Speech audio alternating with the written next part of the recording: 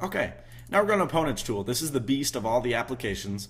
It does iPhone, blah, blah, blah, blah, blah, all but the iPhone 3GS. Okay, now this one is all automated. There's a simple mode and an expert mode. Do me a favor and go into expert mode. We're going to say we have an iPhone 3G.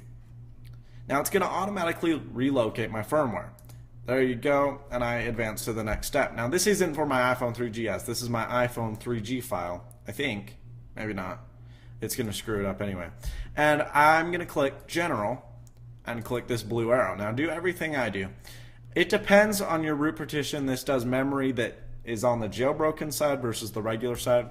I do about 1,000 megabytes, so about a gig I dedicate to that area. You can do more, you can do less. It's totally up to you. With a 32 gig phone, I'd probably go 7,000 megabytes, but whatever. So you're going to want to activate the phone. Just do it. You don't have to understand it. And you're going to want to enable the baseband update. Do that as well. Now we're going to advance to the next step. Boot neuter doesn't apply. That's only if you have an original iPhone. So screw that. Skip it. 3G doesn't matter. And this does not work with a 3GS. Keep in mind. Okay, so what you have to do is you have to customize your Cydia package. This is way more simple than going in on your phone. So I've done the few that I like. One is Winterboard. I would just do Winterboard actually and go to download packages. Man, let's see, you push refresh and you scroll all the way down and you find Winterboard somewhere. There you go, Winterboard. And I click add to queue. I then download and I'm ready. I select that package and say, sweet, these are the packages I want. And I go on to the next one. Okay, now I ask you again, do you want to install IC or Cydia? I would say yes if you're running an iPhone 3G or original iPhone. Once again, the iPhone 3GS does not work with Opponent's Tool, so it doesn't matter. So leave those both checked. Very important. Now the next step, leave these the same. You can use PNG. I wouldn't do it. I've had problems when I've screwed with these. So it changes the boot logo into pineapple. Pretty funny. If you don't want a boot logo, just leave it uncrossed, and it'll have the boot logo be an apple. Now this is your recovery logo. I've actually never ever seen it, so who cares? I'll just leave it unchecked. And then it starts building, once you click build and the arrow, your IPSW. We're going to say save it as just leave that and save it to your desktop. And it's going to keep going. It's going to go blah, blah, blah, blah, blah, blah, blah. All right? Very cool. It takes about 10 minutes. You have to type in your administrative password, and it's not going to quit, so I'm going to have to force quit it. Probably not the best idea, but whatever. Okay, so then you open, once that's downloaded and it's on your desktop, it's not because I haven't done it, go into iTunes. Oh, it'll help you put your phone into DFU mode, by the way.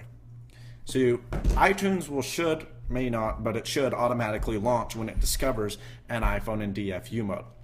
Now it's very important if you're running mid-2008 firmware or mid-2008 Macintosh with version 10.5.6 or 10.5.7. Okay, now you're thinking, why? Whatever. I'm going to put a link in the side. It's very important that you go and download this package. It's very simple. It's from the iPhone developers themselves. It's from Apple. And it allows you to stick your phone into DFU mode because the devs need it, but they don't want you jailbreaking.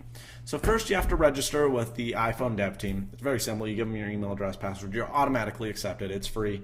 I don't condone that you do this without having intention to develop for Apple. That's just a legal notice. And then that's it. You download this package, you install, you'll be required to reboot your computer, and there you go. You're good. You can do it on DFU mode. I would just do it on an Intel Mac that's older, you know, one of the white ones, whatever. And so you open iTunes and it'll say, well, there's an iPhone in recovery mode. What you're going to need to do is hold down Option on your keyboard. Same with on Windows. I think it's Option, maybe Control. I don't remember. But you hold down Option and you click Restore. A browser will pop up, not an internet browser, a file browser will pop up, and you'll select your custom IPSW on your desktop. You then say, okay, and it should do it for you. If you get an error, you've done a package that Apple has already identified as malicious. So you're going to want to go in and rebuild your firmware and add a bunch of crap packages on there. Doesn't really matter what you do. Just add a few of them. So once again, Opponent's Tool is the trickiest way. I don't really recommend it. I would say Purple Rain, absolutely, if you're 3GS. That's your only option right now. And then followed by Red Snow, then followed by QuickPwn. Opponent's Tool is Macintosh only. That was the original one. You don't really need it. I don't condone that you use that. And so that's the tutorial. That's step 2.